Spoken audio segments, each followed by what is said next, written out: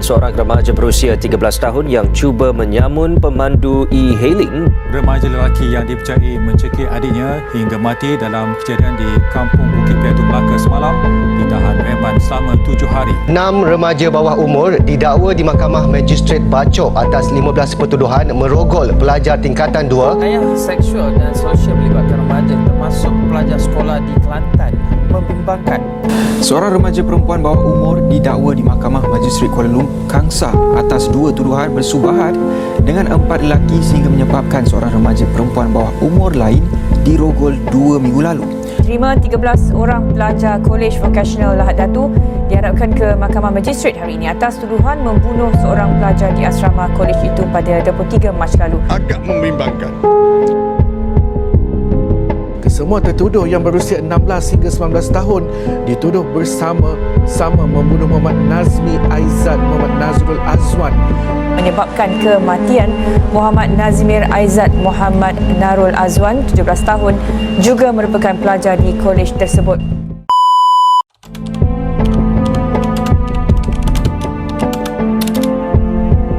Video yang baru saja anda lihat tadi adalah bukti bahawa remaja kita kini berada dalam satu era di mana akhlak adalah satu krisis dan isu yang amat kritikal yang perlu dititik beratkan oleh kita.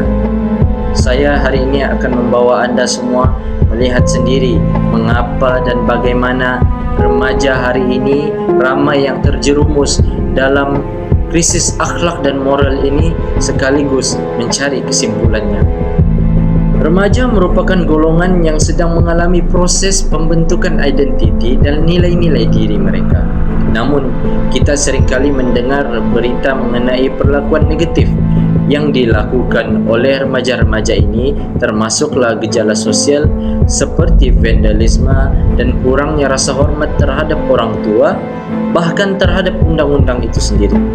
Perkara ini bukan saja memberikan impak yang negatif kepada diri mereka sendiri, bahkan kepada keluarga, masyarakat secara keseluruhannya. Beberapa faktor yang menyumbang pada krisis akhlak ini termasuklah pengaruh media sosial, kurangnya pengawasan daripada ibu bapa, dan pendedahan kepada nilai-nilai negatif dalam masyarakat kita pada hari ini.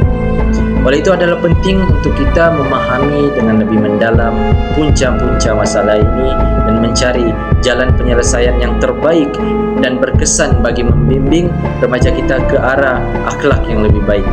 Dengan itu, mari kita lihat dengan lebih dekat tentang isu ini dan mencari jalan penyelesaian yang dapat membantu kita mengatasi krisis akhlak dalam kalangan remaja kita pada hari ini. Baiklah, mengikut laporan statistik Jabatan Kebajikan Masyarakat tahun 2022, terdapat 3,000 lebih kanak-kanak yang terlibat dengan jenayah termasuklah mencuri, penglibatan dengan dahdah, bahkan judi. Mengapa perkara ini berlaku? Yang pertama saya ingin gariskan adalah pengaruh media sosial. Pendedahan kepada kandungan negatif seperti buli cyber, penghinaan dan gaya hidup yang tidak sehat boleh mempengaruhi remaja untuk meniru tingkah laku yang buruk tersebut. Yang kedua adalah kurangnya didikan moral. Didikan moral yang lemah baik di rumah maupun di institusi pendidikan boleh menyebabkan remaja kita tidak memahami nilai-nilai murni. Jika mereka tidak dididik dengan pentingnya akhlak dan etika, mereka mungkin terjebak dalam tingkah laku yang tidak baik. Dan punca yang ketiga adalah pengaruh rakan sebaya itu sendiri. Remaja kini sering berusaha untuk diterima oleh rakan sebaya mereka. Tekanan demi tekanan untuk berkelakuan sesuai dengan norma kumpulan ataupun yang kita panggil hari ini adalah circle, seperti penyalahgunaan dadah, buli dan sebagainya. Mereka terpaksa melakukan perkara tersebut untuk diterima oleh circle tersebut. Dan selepas mengetahui puncanya, apa pula tindakan atau usaha yang boleh diambil oleh masyarakat? Pertama adalah pendidikan yang berkesan. Sekolah dan institusi pendidikan perlulah mengintegrasikan pendidikan moral ke dalam kurikulum. Program ini perlulah menekankan nilai-nilai murni yang sedikit sebanyak akan dapat membentuk akhlak remaja kita pada hari ini. Yang kedua adalah penglibatan keluarga itu sendiri. Keluarga memainkan peranan yang amat penting dalam membentuk nilai dan akhlak remaja. Ibu bapa perlu mengambil berat dan terlibat dalam kehidupan anak-anak, memberikan teladan dan membincangkan isu-isu moral secara terbuka. Dan yang terakhir adalah bimbingan dan kaunseling. Penyediaan program bimbingan dan kaunseling di institusi pendidikan dan komuniti dapat membantu remaja kita yang menghadapi masalah akhlak. Akhirul kalam, dalam menghadapi krisis akhlak dan moral remaja pada hari ini, kita harus sedar bahawa perubahan tidak akan berlaku sekelip mata. Remaja kini adalah cerminan masyarakat dan keluarga. Jadi tanggungjawab untuk membimbing dan mendidik mereka adalah tanggungjawab kita bersama. Kepada remaja di luar sana, nasihat saya, kenalilah diri anda sendiri, hargai masa muda anda dan bentuklah pribadi anda yang berlandaskan nilai-nilai murni yang telah digariskan dalam agama kita. Jangan biarkan pengaruh negatif sesekali menguasai keputusan dan tindakan anda hari ini. Dan untuk ibu bapa dan warga pendidik, teruslah memberikan kasih sayang, perhatian dan nasihat kepada mereka, serta bersabarlah dalam mendidik, kerana remaja ini memerlukan sokongan yang konsisten untuk akhirnya menjadi individu yang baik dan bertanggung jawab.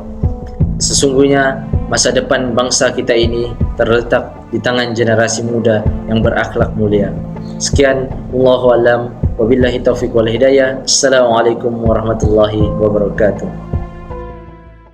وَإِذْ أَخَذْنَا مِيثَاقَ بَنِي إِسْرَائِيلَ لَا تَعْبُدُونَ إِلَّا اللَّهَ